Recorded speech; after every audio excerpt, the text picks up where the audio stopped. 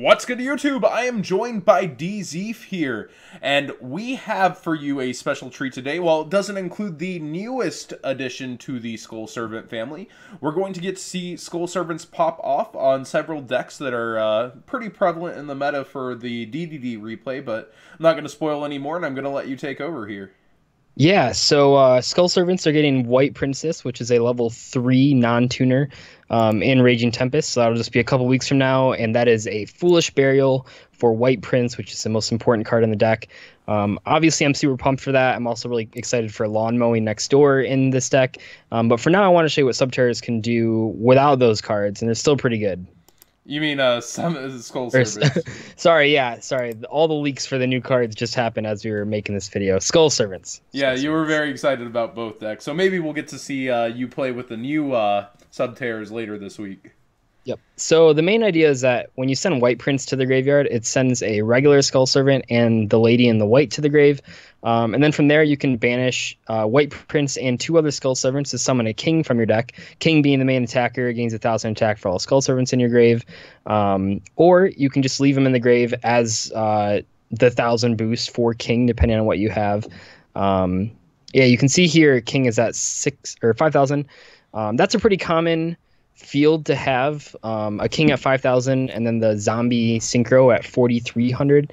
I know we talked about that in our first take, but the zombie synchro gains attack based on a zombie in your graveyard that you banish when you summon it. And because Unizombie restricts your attacks to only zombie type monsters the turn you use its Foolish Burial effect, you pretty much have to play this guy, but you can pretty much always... The combo for getting the King at 5,000 and the Synchro is actually on my channel, but you just need Unizombie, a White Prince, and then a White Mare, or a Terror Top instead of the White Mare. Just any way to do that, pretty much. Yeah, I was able to do everything for 2017 until it gets hit.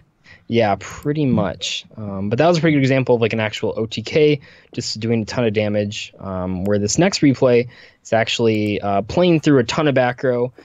This is against Satellar Knights. I think when a lot of people think of like a deck like this, they think of it as a glass cannon.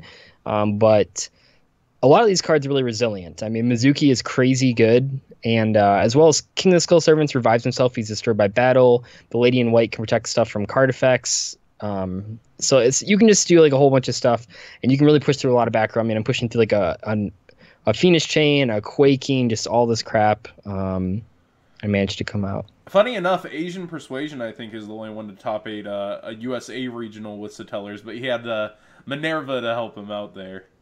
Yeah, man. I played against Satellars at a regional recently, and man, like a 2-card Trigger is definitely nothing to laugh at. Maybe not as good as that once was, but yeah, I mean, he does it to me right here, actually, and it's just devastating. But you can see here, one of the cool things I like about Skull Servants that the other zombie deck doesn't really have, just like standard Shiranuis zombies. King is actually like a real problem because it has so much attack points that eventually you just like kill your opponent. I mean, this guy has 3 back row and a Trigger, and you're just going to see here, like I'm going to bait the Trigger, or I'm going to bait the Phoenix Chain with the Terror Top, and like he only has 2,500 life points, so I just summon King and then just kill it, and then he just takes like 3,900 off of 1 attack off of a normal summon. Yeah, 6,000 really hard insane. To yeah, and like I know we're playing I think 12 different Skull Servants because there's 1, 2, or 15 because White Prince, Lady in White, 15 different Skull Servants. So theoretically you could get it up to like 1 billion attack points, but really we're only trying to shoot for like 4, 5, and 6K attack. And let's go ahead and look at this final one where you play against one of the biggest anticipated meta decks, playing some actual cool tech with Where Art Theft. Yeah, DDDs are definitely an issue for this deck, but luckily I get to go first. You're going to see here what's going to happen is I'm going to make a really great first turn zombie field, and then using the Skull Servants, I'm going to beat his field. That's really important because a lot of people just aren't going to read your Skull Servant cards, which is always a benefit when you play a rogue deck like this.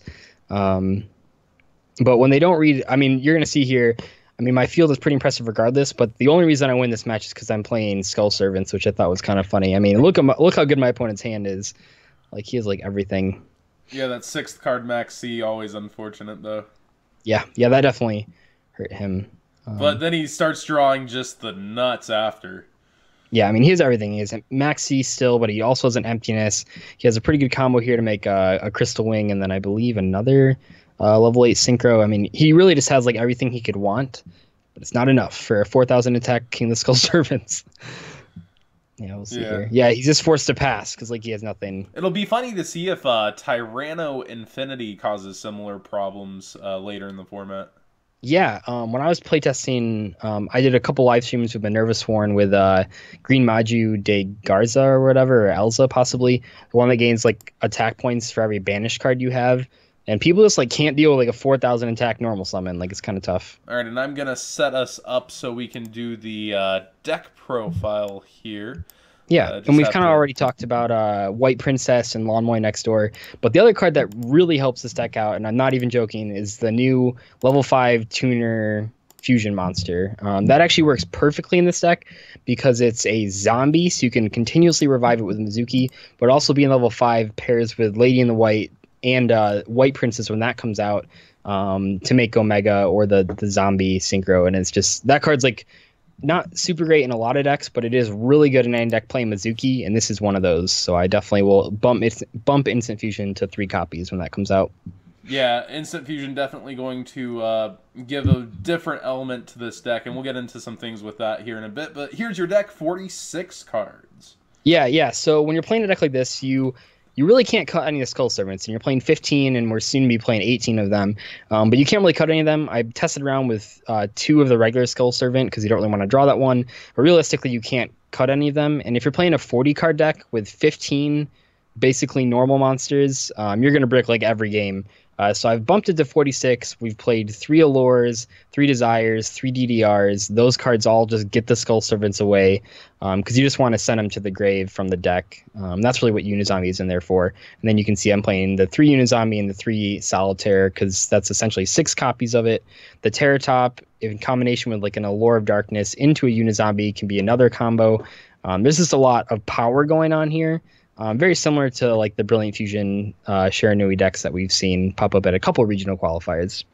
Yeah, so I always like to say that like the newest, like most powerful commons are Unizombie and Fairy Tale Snow, and there's not much to really rival them. I think Unizombie is one of the ultimate starters in the game, with Snow being one of the ultimate defenders. Would you be probably bumping this up to a lawn mowing build since you can't really cut any of your Skull Servants? Yeah, absolutely. I mean, you have so much more that you can play. I suppose you could, I don't know. There's so much that I want to play. I mean, the White Princess will bring it up to 49. The Lawn Mowings and the Left Arm Offerings would then bring it up to 40 or 55. So you'd basically be at 60 at that point, just throwing a couple hand traps and you'd be good. Especially with Lawn Mowing, because all you need to do is like mill a Mizuki, and then you would have like a million Skull Servants in the grave. But this deck just is really fun to play, and it catches people off guard for sure. And let's get the extra deck as we wrap up, and then some shoutouts. Yeah. So the extra deck's pretty standard. We have a Norden, and then we have the Shiranuis Synchro. 2 Omega is pretty standard. Just a lot of generic rank 4s.